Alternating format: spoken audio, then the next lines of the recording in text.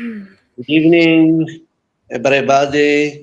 Again, we have the pleasure to get the Professor Ala today, Ala Alazzeh, who will present to us another lecture about Palestinian society. So, Ragda, please, you can present the professor. Yes, thank you, Dr. Muhammad. Good evening, all, or good afternoon to you. We are happy to connect with lecture number 5. And I'm really glad and honored to present Dr. Ala Alazzeh. He is the Vice President for Community Affairs at Birzeit University. Dr. Alazzeh obtained his PhD in Cultural Anthropology. He has research interests in political culture, memory studies, knowledge production in higher education, settler colonialism, and social movements. He is the co-author of 2 monographs, one on Palestinian popular resistance, and the second one is on anti-globalization movement, as well as many various academic and journalistic writings. Dr. Ala currently leading Birzeit University's initiative on rebuilding the higher education sector in the Gaza Strip, and formerly he chaired the Department of Social and Behavioral Sciences at Birzeit University, as well as he was the director of the master program in Sociology and the director of the Palestinian and Arabic Studies program at the university. So without delaying more the starting of the lecture, I will give the floor to Dr. Ala. Please, Dr. Ala, you can go ahead. Thank you so much. Thank you for the invitation. Thank you, Ragda. Thank you, Muhammad and Maria. I'm very happy to be with you and to share some of my notes on Palestinian society for our students and friends in Brazil. I would actually start my conversation with everyone.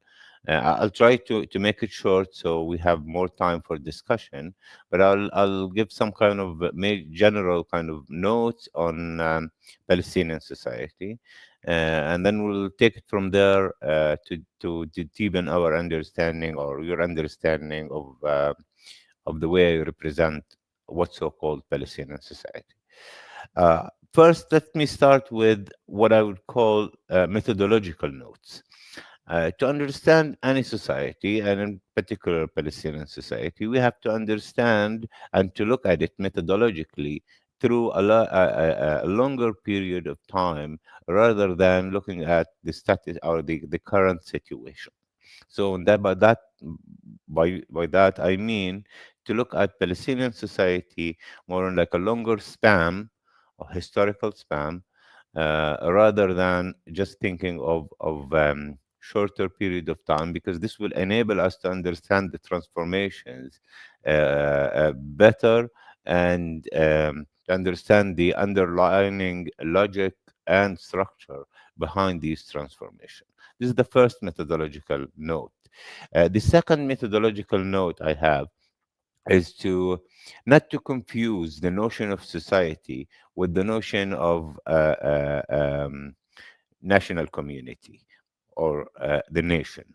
And by this, I mean it's important to distinguish between the two epistemologically and also methodologically, to be able to grasp the difference in the case of Palestine, but also the importance of contextualizing the notion of national community versus Palestinian society vis-a-vis or in relationship to a larger structure of settler colonialism. So this second methodological note. The third methodological note is that we can't really think, in the case of Palestine and probably globally now, we can't really think of a society that's kind of isolated and kind of that's not separated from the larger global transformation around it. And in the case of Palestine, it's important to connect that with the settler society. The settler society, if we are framing our understanding through settler colonial lens as a paradigm of analysis, we start with the notion of settler colonialism as a framework of analysis, which stand on two main elements. One is the liquidation or complete destruction of the native population or native society. And on the other hand, it's building the settler society. So in the case of Palestine, since the beginning of the century, the last century, which is like more than 100 years now, the Zionist settler project started in Palestine by destroying Palestinian society and building what's so-called Israeli society. So we have this kind of complete destruction versus building. And the remnants of Palestinian society is connected to the settler society. So the native indigenous population of Palestine is their society is connected to we can't understand it separately from the settler society itself and how it's using or treating and thinking and governing Palestinian society. To go back to my previous methodological note, this is the third one, but to go back to my previous methodological note, I would actually try to also highlight that sometimes it's important in the cases of settler colonialism to give more importance in our analysis, in our kind of gaze of looking at national level in Palestine, sometimes to give weight to the notion of national collectivity rather than seeing it through the lens of the term of society. So to explain this, am I fast or okay? To explain this, I'll start with the notion of this longer span of analysis. So to think about today's Palestinian society, we have to think how this society came to exist through the history of the last 100 years. And I would say that one of the main historical moments in the history of Palestine, what we describe as Palestinians as the Nakba. The Nakba is basically the destruction of a Palestinian society and transform Palestinians into refugees, the control of 80% of Palestine, and transforming 80% of the Palestinians into refugees. So this is a starting point of building the settler society on the ruins of the native indigenous population. But to understand this particular historical moment, we have to look a little bit back to what was the Palestinian society at before 1948, before Nakba. So before Nakba, let's give this kind of general overarching description, looking at the main kind of main kind of sociological categories. I would say that the main sociological categories or sociological lifestyle was urban centers, cities in Palestine, which was around 20% of the Palestine was urban centers, and around 80% of Palestinians were peasant communities. And now the complete destruction of Palestinian society, basically becoming refugees, destroyed this kind of life, this sociological categorization. And 80% of Palestinians became refugees. Now, after the Nakba, we had these kind of three major let's say groups of Palestinians. One, the one who stayed in the one who stayed in 1948 areas, what became under the Israeli sovereignty or the Israeli control, was around 20% of the population. And then we have the West Bank, and we have Gaza Strip, that's separate, and we have Palestinians in diaspora, the one in Jordan, Lebanon, Syria, mainly around Palestine, so the neighboring countries. So what's these kind of characterization of this Palestinian fragmentation? What we can describe as the, the, the colonial geography of settler colonialism is fragmenting Palestinians through the process of elimination by expulsion, by ethnic cleansing. At the same time, we can't really use the term society to describe the Palestinians, because we understand, like, from a pure sociological perspective or for methodological reasons, then when we speak about society, we usually tend to speak of unified in a way under one nation state, within nation state borders, in a way connected through similar kind of socioeconomic linkages and relationships. That's on one hand. But in the case of Palestine, we have all these fragmented communities that could be described as societies rather than one society in a singular term.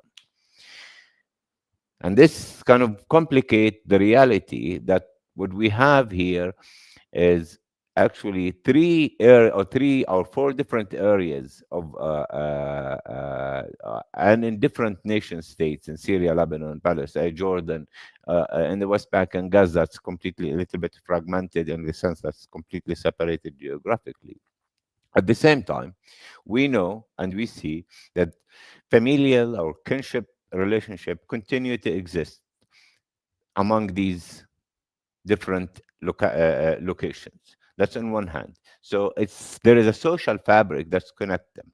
But more importantly, in a colonial setting, there is a collective consciousness related to a similar experience under colonialism, as well like the national identity of the Palestinians that collective. So in a way, there is a society, an imagined society that exists in the minds rather than in reality. So what we have here is this: we have a collective, we have a national consciousness, national identity, we have an imagined social fabric that exists. At the same time, we have all this fragmented colonial geography. So going from this kind of overarching framing, we have to kind of look at each locality and what happened since 48 until now. To look at that, I would highlight a couple of, let's say, trends that's happened in Palestinian society. The majority Palestinian refugees lost their means of production, land mainly as majority peasants, and transformed into laborers. There was a proletarization of Palestinian society, whether among refugees in exile in Lebanon, Syria, and the majority of them became a workforce within these economies. And this is Palestinians who live abroad or outside Palestine. Now, in the West Bank and Gaza Strip, we see a different kind of trend. We see that there was around 20 to 30% of the population who are coming from refugee background, living in refugee camps, while the majority of the West Bank, for example, let's take the West Bank as one case. The majority of the West Bank was mainly peasant communities, majority living in villages. In 1967, Israel occupied the rest of Palestine, the West Bank and Gaza Strip. And in these areas, we see the major transformation took place after 1967.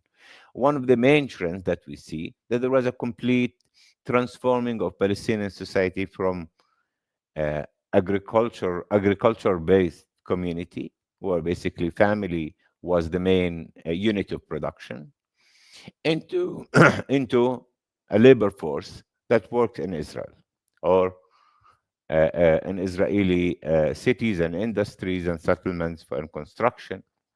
And what happened at the time, there is this kind of surplus capital that's produced by Palestinian labor was taken by the settler society. So that's what I meant by the methodological note that we have to look at in relationship to the settler society. So Palestinian labor labor force, surplus capital was absorbed and taken by the settler society in general, settler society. At the same time, there was this process of controlling, of Israel controlling, or Israeli occupation controlling all resources for Palestinians: water, land, complete control over borders and exports, and transforming Palestinian society since 1967 slowly into a labor force that work in Israeli economy, without treating them as laborers, but they are kind of visiting laborers. They bring them in to work inside what's so called the Green Line, which is like the Israeli borders, work there, and then go back to their communities in the West Bank. So there is complete separation. It's like, in a way, it's an apartheid system, even within the labor force relation, the labor relations. At the same time, Israel was working deliberately to dismantle and creating obstacles for the agricultural sector and the West Bank from growing. And this is happening in two ways. And one, there's a complete control of water and land. So land is confiscated for settlements. Water is completely, Palestinians are banned to dig wells and to use water, even to use rainwater in certain times. So you have this destruction of the control of the agricultural sector. At the same time, we know this imbalance of the development, the technological development between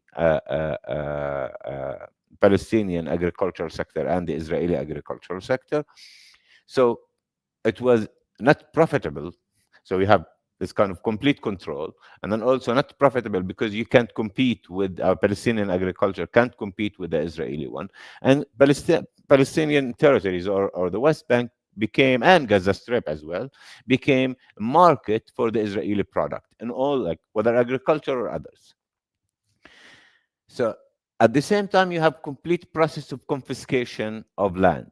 So the Palestinian society from 1967 until like 1990s, it was transformed slowly into a majority working force for the Israeli economy.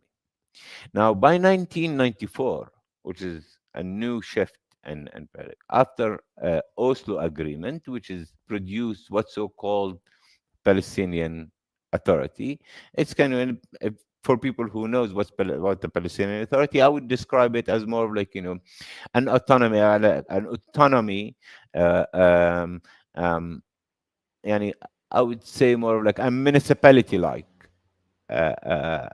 It became slowly, it started as a political project that would lead to Palestinian state. Then it was completely shrunk under the Israeli pressure and the American as well as European into more of like a service providing municipality, rather than without any political goals, without any political ends, rather than in a way a controlling mechanism within the settler colonial structure. 1994, there was this kind of transformation. It became like more of like, there was this more of a pseudo socioeconomic autonomy. That's the new Palestinian Authority absorbed a lot of Palestinians into its bureaucracy. So we have this kind of emerging bureaucratic middle class. There was some kind of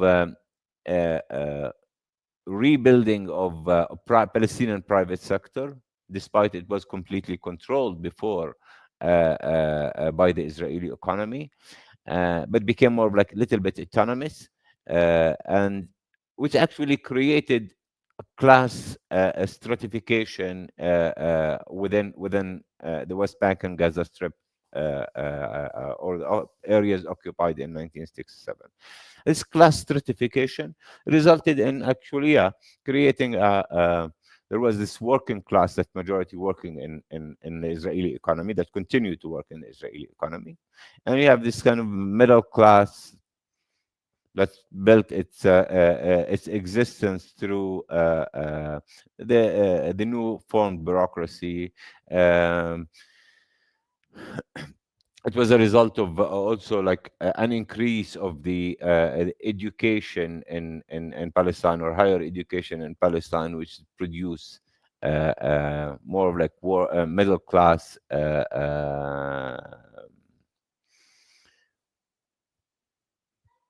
more of like urban middle class. And then we have this new bourgeoisie that's formed, that's connected to, on one hand, connected to Israeli economy and related to the Israeli economy, and benefit from being more of, in a way, merchant mediator between for exporting and importing products, as well as like for within in relationship to the region and the larger global economy. So this kind of the major transformation, the major kind of class stratification that exists. Now, to see the micro level, we have this society that's first, like, you have the refugee camps, that's majority working force laborers, and then peasants who transformed into proletariat, and then at the same time we have this middle class that exists in the West Bank. Now, this is kind of class analysis in a way, or description of the West Bank, but we see that like in relationship to the production sectors, and we see that, for example, agriculture is kind of became very small. Predominantly, the economy in Palestine or in occupied territories, or in 1967 areas, our service economy.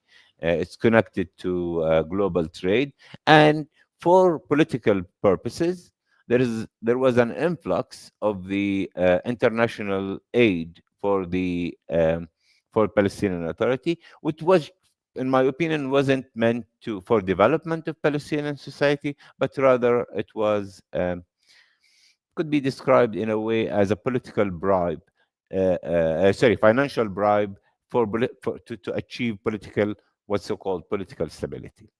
So we have all these kind of complexity. At the same time, we know that there is this kind of collective consciousness that's based on similar experience, collective memory of Palestinians, that's in a way kind of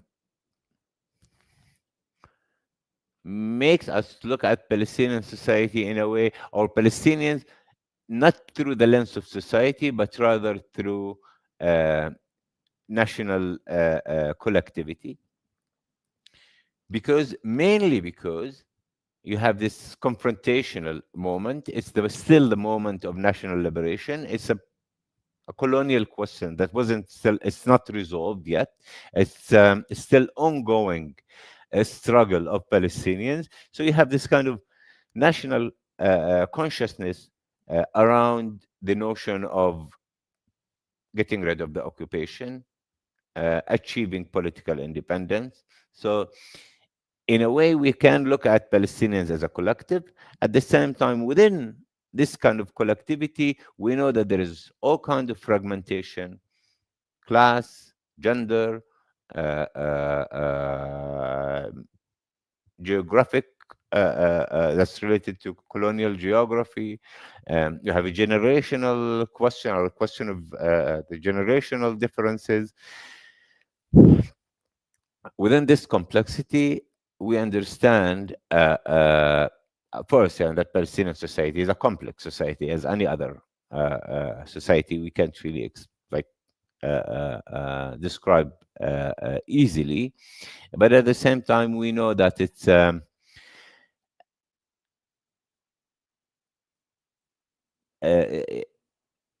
it's not uh, it's not easy to simplify it, but still, for, let's say, strategic reasons, we can actually think of Palestinians as a collectivity, strategic in a way, strategically, and for political purposes, we can actually think of one Palestinian society, despite the fact that we know it's fragmented in so many ways. So I'll leave it here, Raghda, Yani, and then and everyone, and then we'll open it for discussion. Maybe this is easier than, maybe it's too much details, I'd say, and in a way also abstraction. So I would rather leave it for the discussion.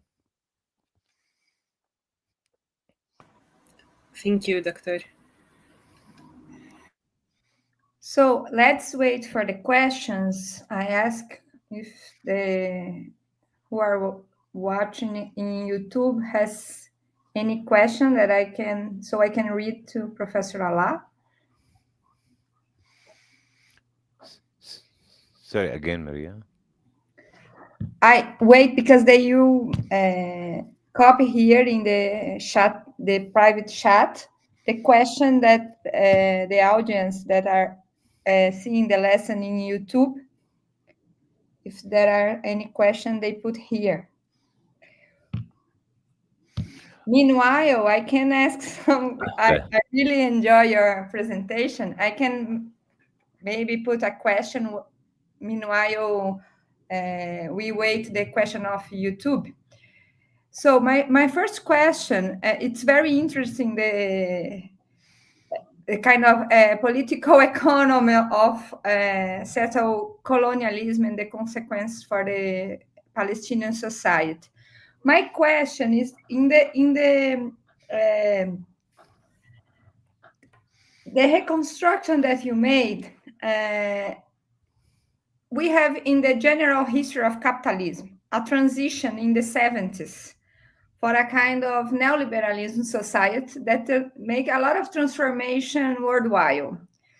My question is, in this line, the history that you reconstruct of Palestinian society, what are the consequences of neoliberalism to Palestinian society? Once it's a huge transformation, especially in the United States domination of the world. So I can imagine that the consequences for the Palestinian society are quite important. Okay, thank you very much for the question. Okay, yeah, for sure. The neoliberalism, let's put it this way. I mean, in the first place, I would actually a little bit, I'll be very careful using the notion of neoliberalism when it comes to Palestine, because in a way, it historically, the notion of neoliberalism was related also to the transformation of the role of the state in relationship to economy. So that's mainly. So it's like, you know, and in the case of Palestinian society, there was no state to start with. So I would say it was related to mainly the transformation within settler society, rather, or like Israeli society, rather than Palestinian one. And because, as I said in my methodological note, we have to kind of connect both to understand what's happened in among for Palestinians. So in the settler society, there was also this transformation of labor-intensive industries into outsourcing that form of industries in the 80s and the 70s and the 80s, or mainly in the 80s, and also the shift toward more of like technologically advanced industries, which was affected the numbers and the dependency on Palestinian labor, or taking Palestinian labor into the Israeli market. And this is also one of the reasons that it became more also dangerous for Palestinians, because in settler colonial setting, Palestinians, they are not anymore of a use for settler society. So the logic of elimination genocide, it became like, they're not even needed within the logic and the rationality of capitalism, and they can be replaced by laborers from Southeast Asia, or from any other parts of the world. So Palestinians are replaceable in a way, even as laborers. So it's actually this kind of logic, beside the ideological and the structural logic of settler colonialism, Palestinians became also replaceable even as labor force. So this is on one hand. If we are looking at and we see this empirically in relationship to the numbers of Palestinian workers working in Israel, and the kind of decrease of the numbers. But on the other hand, we see that the formation of Palestinian Authority in the 90s, it wasn't like a transformation in the sense it's like as it's happened in a normal circumstances of welfare state or third world countries and the outsourcing. Palestinian Authority by itself, it was born as neoliberal project. So it wasn't a shift. It was born, it was structured to be a neoliberal project. And we see the effect of that legally. We see that, like, within the legal framework that it was built, we see that how the effect on Palestinian laborers or other sectors. Like, we used to have a small industrial sector, but now it's not anymore exist. We used to have 30% by 1993, around 30% of the gross national over the GDP was coming from agriculture. Now it's less than 5%, maybe, or actually 1.5%. So we see that it was related to the kind of policies that was adopted by the Palestinian Authority in the first place as a neoliberal enterprise. So, and you see that also on the welfare aspect, like, healthcare, education. One difference, because we can't really, for me, I can't really separate. I would paraphrase an ideologue of neoliberalism when he said once that for McDonald to work, you have to have McDonnell Douglas. He means, like, the F-16 airplane. So we can't really separate neoliberalism from imperial interventions. And in the case of Palestine, there was this kind of investment in what's so-called stability. So therefore, there was this support for the Palestinian Authority. And then this support, the financial aid that came from international community, it's used to blackmail Palestinians now to give political compromises. So neoliberalism in this is not an economic policy, but rather it is a combination of an economic policy combined with imperial interventions.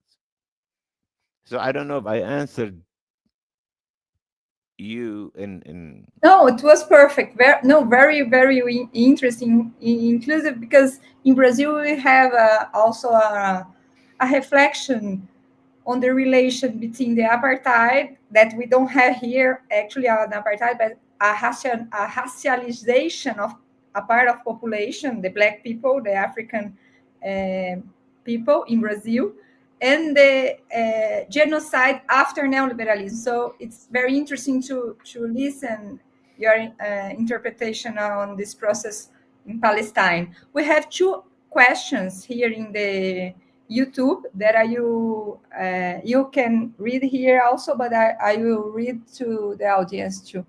Thank you very much, Bruno Mendelski. Thank you very much, Professor Ala, for your interesting lecture. I would like to know if you could recommend some bibliography, article, books on the topic of your talk. And Lisa Marquezini dos Santos, Professor, there's another element that is not directly related to Palestinian society, but it's also very present, especially in West Bank.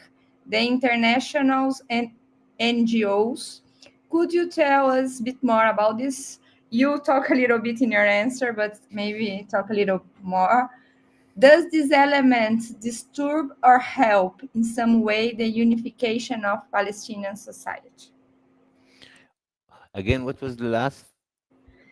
Does this element, the internationals and NGOs, does this element disturb or help in some way the unification of Palestinian society? Okay. As I'm sure it's very popular in social science literature, the critique of the NGOization of politics in the world, or I don't want to mention names of scholars, but there was a depoliticization process through NGOs globally, and mainly for within the third world countries. And Palestine wasn't an exemption in this. A lot of these NGOs, I would say a lot of people who work in the NGOs are coming with good intentions. But what's the result on the structural level? On the structural level, we see that there was this kind of shift of the politics from politics of liberation, from national level politics into micro level policy oriented projects and international NGOs as well as Palestinian NGOs plays this major role in kind of shifting anti-colonial struggle from politics to policies. So we are affecting policies on a smaller scale rather than speaking about larger obstacle that face Palestinians, which is the occupation of the settler colonial structure. Now, I don't want to go into like harsh critique for NGOs, but I would say that this moment, I think there was like a flourishing moment of NGOization of Palestinian society since the 90s, and I think happened everywhere. I think this moment already passed. It's not anymore. I think globally, in a global scale, global level, there is. It's not anymore an investment by the global north in NGOs as a mean to achieve its goals within a global south. And Palestine is not an exemption. A lot of this financial support that come through NGOs as well condition Palestinians impose conditions on Palestinians, which is like accepting discursively as well as on the level of practice the logic of politics that's not locally produced but actually imposed from outside. And unfortunately, a lot of international NGOs actually play that role through creating this dependency relationship through financial support, through donor recipient relationship, which basically create complete dependency for Palestinians on international aid rather than developing an internal local survival means. And this is the case for a lot of NGOs, despite that they have good intentions, but the road to hell is paved with good intentions. Thank you. I think you maybe answered the second question on NGOs of Beatriz Santana dos Santos Silva. How do you see the role played by NGOs in Palestine nowadays? Do you believe they help to sell the narrative that the Palestinian question is a humanitarian issue instead of a political one? If so, does that specifically weaken the struggle for liberation? Yeah, for sure. I mean, this, I would say, yeah, this is a good description of it. It's transforming a political question, anti-colonial political question, into a humanitarian one. And this is kind of defeat the logic of supporting Palestinians. It's in a way transform them into recipients of donations, and basically strip them from their political rights. It's basically uh, I will use a Agamben term, is basically transform them into bare lives. It's basically bodies without political rights. So is by transforming them into a humanitarian subject. And it's actually, this is an ongoing right now. It's an ongoing, the way international discourse is treating the genocide that's taking place in Gaza. Yes, we understand that we have the main goal at the moment is to stop the genocide and stop and to create ceasefire, but but the problem is extending this logic into the larger post-war moment rather than holding perpetrators accountable and giving Palestinians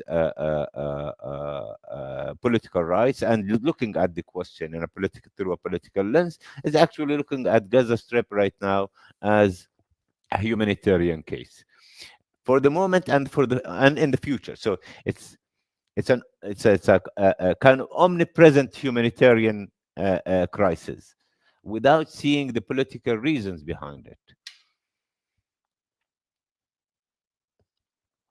Perfect. I'd like to come back to an economical question, because you mentioned that nowadays the GDP of Palestine, and I think the West Bank, you mentioned, I don't know how you contabilize this Palestinian economy structure, but you mentioned that 1.5% of Palestinian GDP came from agriculture. I have two questions. The 1.5 percent of the GDP of Palestine came from agriculture. You mentioned. So I would like to ask first, how is the contability of the statistics of Palestinian society? Because as you mentioned, you don't have a proper state. So how this statistic question, the measure of the Palestinian society is organized nowadays, and what is the economic structure of the Palestinian society? I mean, agriculture, the economical structure. I mean, agriculture, service, and industry, how is divided nowadays, for us to understand the economical basic of Palestinian society nowadays. Okay, if I understood you right, first, I was mentioning that the agriculture used to play or used to provide around 30%. That was in 1990.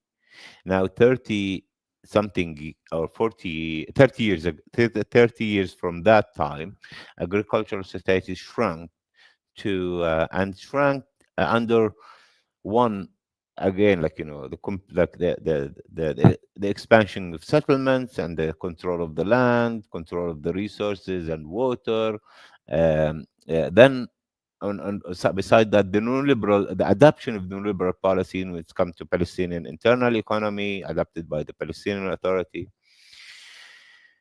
and the transforming Palestinians from being peasants into labor force that to serve the Israeli economy, and also to work in the new bureaucracy of the Palestinian Authority. So at the same time, I mean, this is one of the issues here about agriculture, is that we see the example of that Palestinians lost their food sovereignty or food security. And by this, we mean that we are completely dependent on Israeli product or international products that's coming into Palestinian market.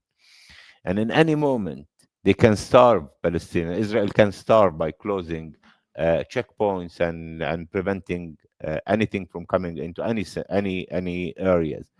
And then within the West Bank, we see that, I mean, just for people who never been here, the West Bank is very small, and it's 60% of it is under the Israeli control. It's the Palestinians are located in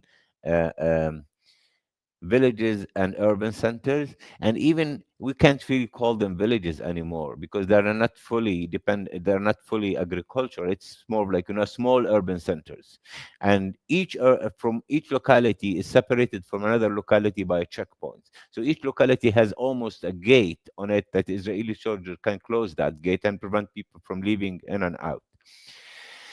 So in a way, agriculture is kind of dying in Palestine, and this it what it causes is not only it's not only like a normal trend, that there is a normal urbanization trend in the world, sociologically speaking, uh, but in the case of Palestine, it was deliberate process of actually preventing Palestinians from having any form of survival tools like food. Even this level of this kind of meticulous level, even the level of food, Palestinians are not allowed to have any control over that.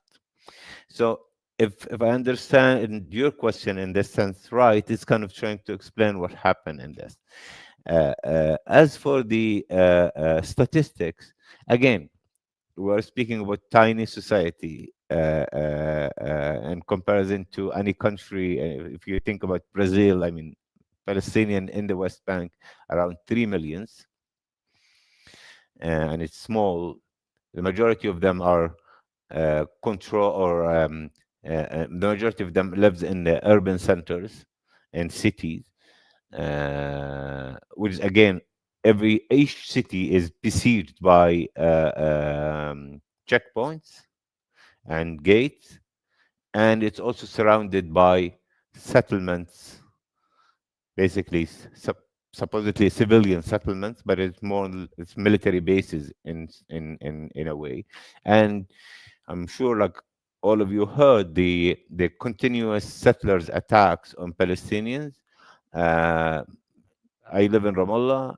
Just like a week ago, there was an attack on the borders of Ramallah by settlers. They burned houses and cars for Palestinians.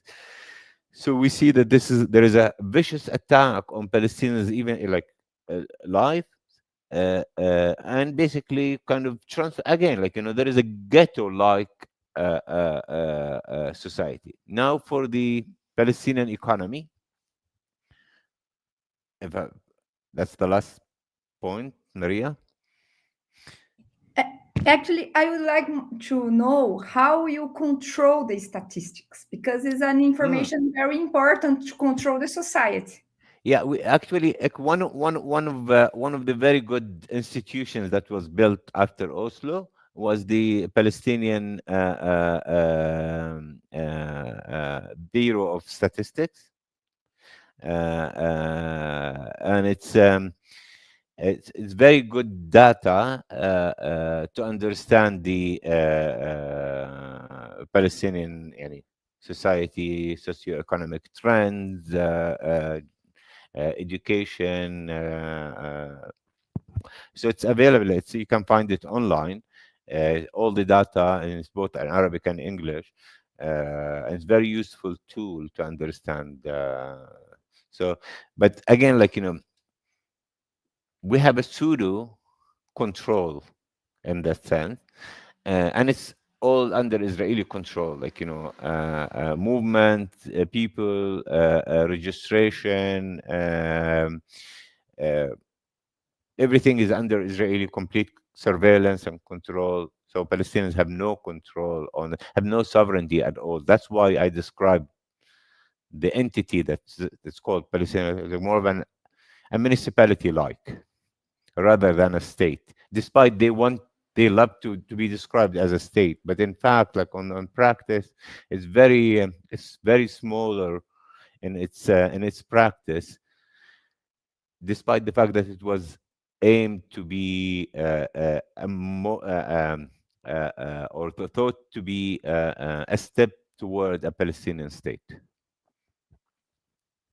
Perfect. Mohammed, have you are Now I have no question. Maybe I will ask about Khaldunian studies. How we can use Ibn Khaldun today to understand Palestinian society. It can, if there is any contribution of a reflection of Ibn Khaldun, for example, it's possible, no? It's I would say actually, okay. Two points of departure here. One is epistemological, and one I would say on the level of knowledge production. Very little work that's been using Ibn Khaldun as a framework of analysis for Palestinian society. And at the same time, I have my epistemological critique. One that I think, despite Ibn Khaldun is important as a social scientist or a theorist of sociology, but Ibn Khaldun wrote his work in the 14th century or 15th century. 14th century. And to use his theoretical framing to look at a 20th century or 21st century society that's brought within or absorbed within capitalist system, affected by settler colonial project. It's hard to actually take much from the Ibn Khaldun's theoretical tools to analyze Palestinian society. I would avoid that for two reasons. Again, like one is the epistemological one. It's written really long time ago, and it can't be applicable here. And also, I'm very afraid, even if we find a little bit of useful tools, I'll be very afraid to fall in the trap of an Orientalist approach, as if our societies are like ahistorical, not moving, not changing. So I'd avoid using Ibn Khaldun. I would think about Ibn Khaldun is important on the level of history of knowledge, history of ideas, but not as a sociological lens for nowadays. I know that many people actually using that, thinking about other Arab societies, and for example, people using it to look at Morocco or sometimes Algeria and the المغرب العربي, in the Arab Maghreb, if I'm allowed to use Arab, بس يعني in the North African countries, they use Ibn Khaldun, but I would avoid that. Honestly, I remember I had this discussion with a friend of mine.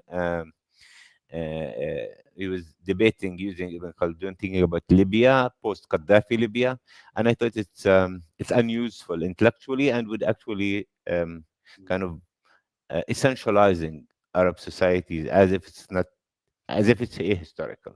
So I would avoid that, Muhammad. Thank you.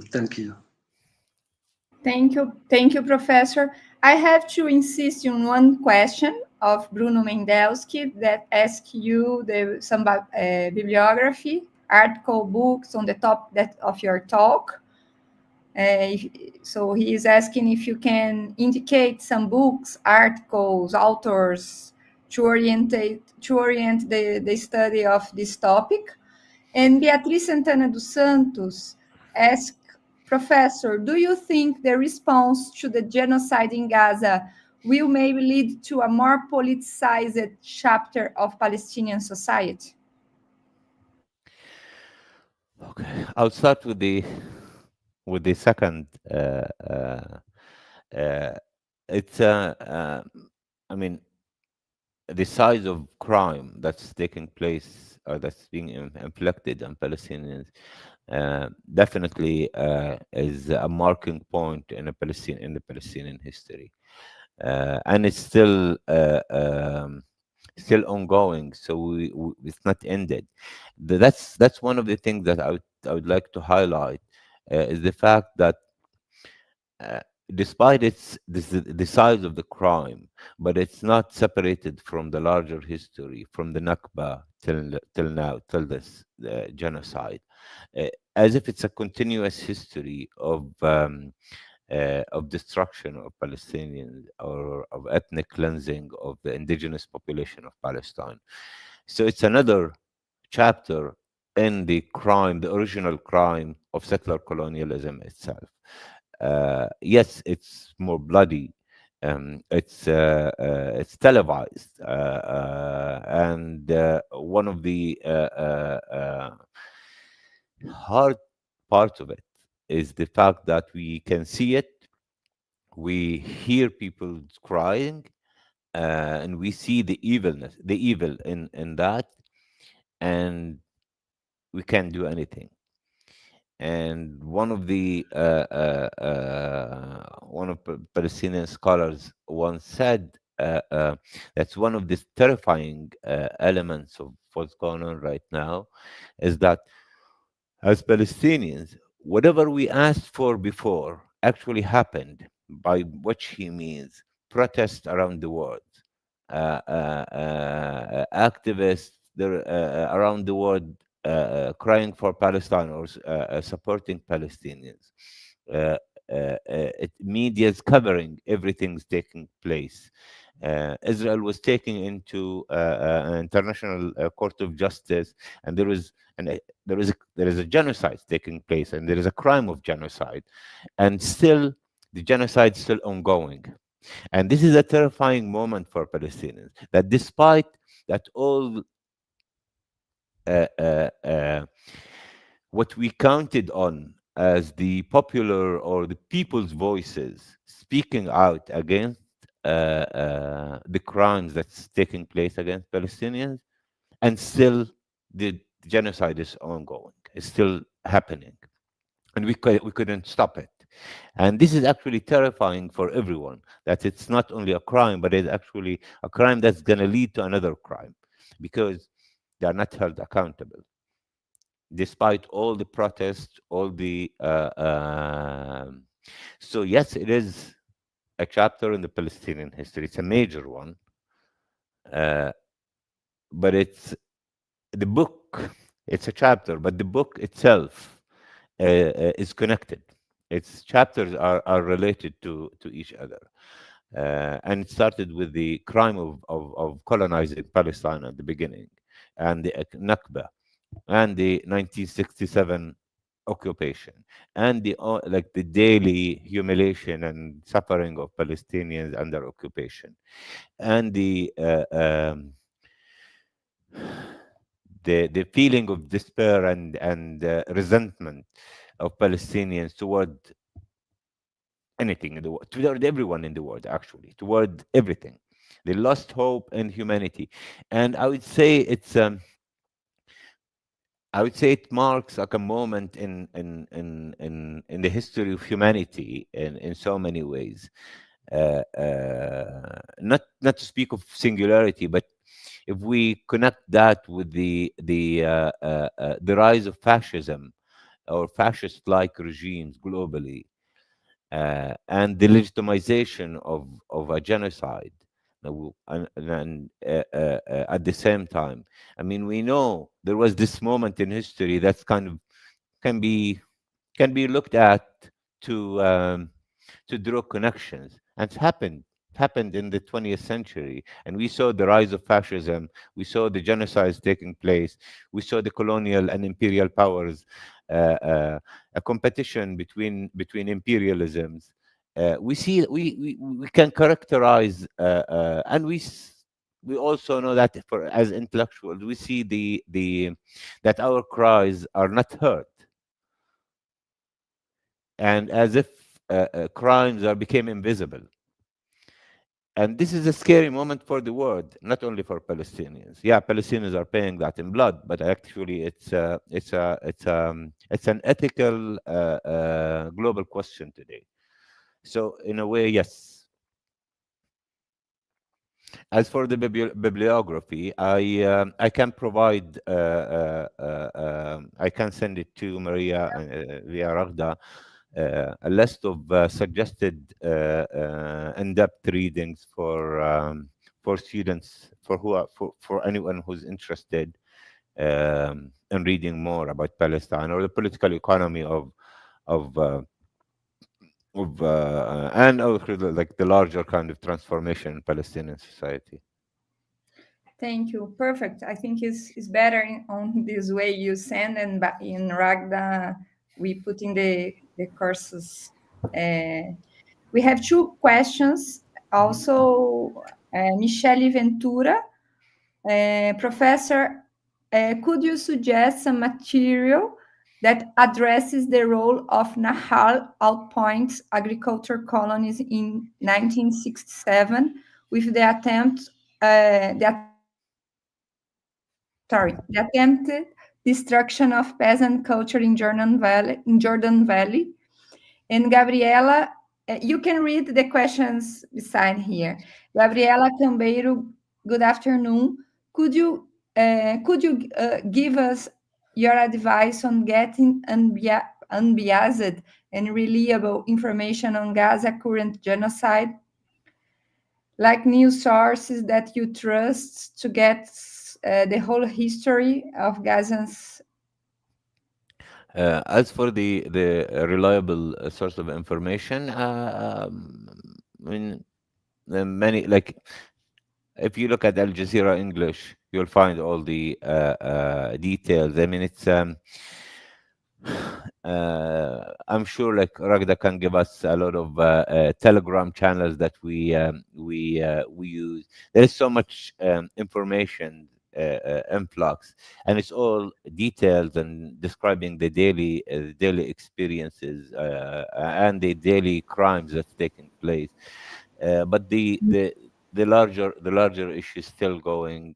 There is a genocide. There is an ethnic cleansing and complete destruction of Gaza. And as for the question on Jordan Valley, yeah, Do you want me to read again? I'm sorry. The question for about Jordan Valley and the destruction of agriculture there. There are two elements here. As I mentioned, of the logic of settler colonialism, the logic of settler colonialism works on maximum control of the land, very little population in this land. In the Jordan Valley area, there was a lot of Bedouin communities. It's more like agricultural Bedouin communities, mostly, or agricultural communities that spread around a larger geographic area. What's taking place right now, what's happening right now, that the Israeli authorities, army, and settlers are attacking these communities to and kind of push them into certain areas to control the land, to confiscate the land. And this is the process, is basically pushing Palestinians in certain limited area, not allowing them to live on expanded areas, so they can actually easily seize the land and take it and annex it. And if you all know, right now there is a new suggestion in the Israeli government and to annexate the West Bank, which is basically taking all the land from Palestinians and claim it is an Israeli territory.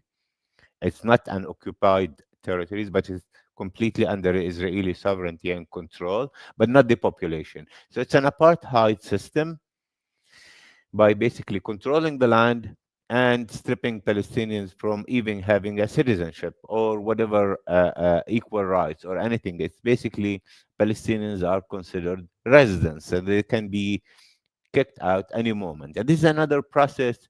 There is the genocide that's taking place in Gaza, and there is a slow ethnic cleansing process in the West Bank right now. So this is an answer for the West Bank aspect. Oh, sorry, the Jordan Valley question. Thank you. There's another question here. Carlos Eduardo Pereira de Oliveira. I'd like to ask about how memory around Palestinian political movements, such as the Intifadas, is processed in the present day. Is it treated as a nostalgia or as a reference for new generations?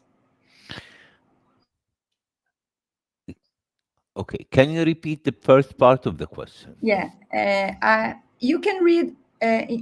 No, I can't. You can? Okay, I can. No, but I can read again. I'd like to ask. Oh, sorry, Ragda. No, it's fine. I wanted to say that it's on the private chat section, not the comment, but I can help you if it's from Gabriela, right? Okay. Okay. Okay. So now do you want me to read again? It's Carlos Eduardo Pereira question. I'd like to ask about how memory around Palestinian political movements as intifadas is processed nowadays. Is it treated as nostalgia, or as a reference for the new generations, or both? Okay, so this is a very good question, and this is part of my scholarly interest. I would say that for sure there is a nostalgic aspect, but how you think about nostalgia itself is like, why do we have nostalgia? I don't think that nostalgia in memory studies are looked at it through a positive the positive aspect of nostalgia, by which I mean it's always looked at it as if it's like looking at the past, but there is within the nostalgia, it's looking at the past to think about the current, or to critique and to look at the current situation, and also as a wishful transformation for the future. So looking at the past is not necessarily related to the past itself, but rather it's so through the lens of today. So by looking at the intifadas as moments of confrontation, it's not meant to glorify the past, but rather to critique the current situation, which is basically the feeling of crippled in so many ways. Not there is no kind of organized. There is definitely resistance in the West Bank, but it's not as organized as it used to be in the first Intifada and the second Intifada. But so it's a critique of the current situation. It's a critique of the political economy. It's a critique of what's described as corrupt leadership. It's a critique of the current status quo. It's a critique of the self. At the same time, it's especially if its nostalgia is coming from, in a way, an active agent.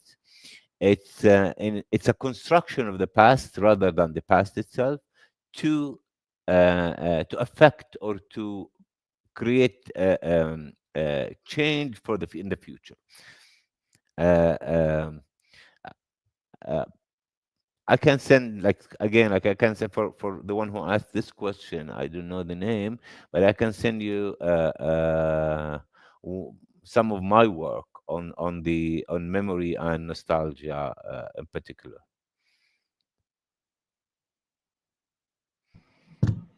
Perfect. I think we don't have more questions. Let me see. We have some comments. Let me just see here. If we have some questions, I don't think so. I don't think we have more questions. Have we, guys?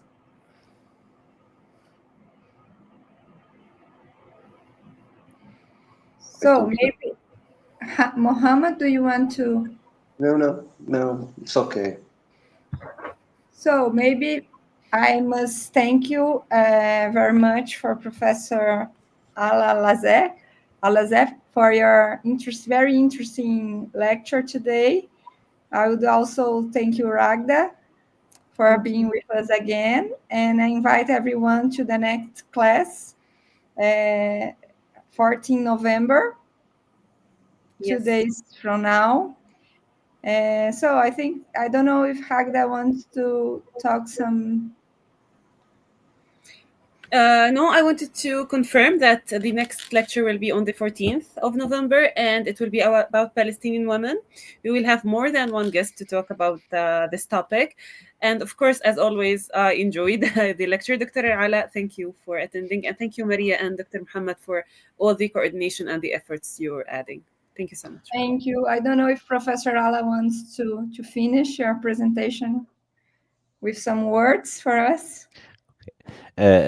First, thank you all for the invitation and for making all this effort. It's important for us as Palestinians and as scholars, just to we know that there is a lot of interest and passion to know about Palestine. And exercising that, making it actual, is very appreciated effort. And again, thank you. It's important for us, again, not only to speak of a global connection, but mainly to speak of what historically and still valid description as South-South connection. It's important for us because we see that despite the singularity of the experiences, there is a common connection that still exists through what was used to be described as third worldist understanding and third worldist vision toward more of a different history, a different humanity. And I think it's in a way it's our responsibility. It's to paraphrase Paulo Freire, it's in a way it's the responsibility of the oppressed to teach the oppressor, and it's again, this is unfortunately that we have this position and this structural position to be the oppressed and to have the ethical responsibility to do so in teaching the world in a way, a different route, a different way towards humanity. And so for me, I'm very happy to be with you and to present here. And I apologize if my talk wasn't that organized. It was more of like notes because I don't want to bombard you with the details, but rather it was like an overarching framing. I'm ready. Danny, you have my email for any one of the students who are interested to learn more, to have more suggested bibliography. I'm available to answer your question. Again, thank you all, and شكرا مرة أخرى. شكرا جزيلا أخ علاء، أستاذ علاء. العفو فرصة سعيدة. We thank you a lot. It was very, very interesting. We had more than 100 students watching us at YouTube, and later they still watching because some of them they work at this time, so they watch later. So we really had a very good audience today, and it was very, very interesting to learn more about the political economy and the sociology of Palestinian society. Thank you very much. Thank you, Ragda. Thank you. Pleasure to meet you. Pleasure. Thank you so much. Bye, Thank you. everyone. You take care. Bye-bye.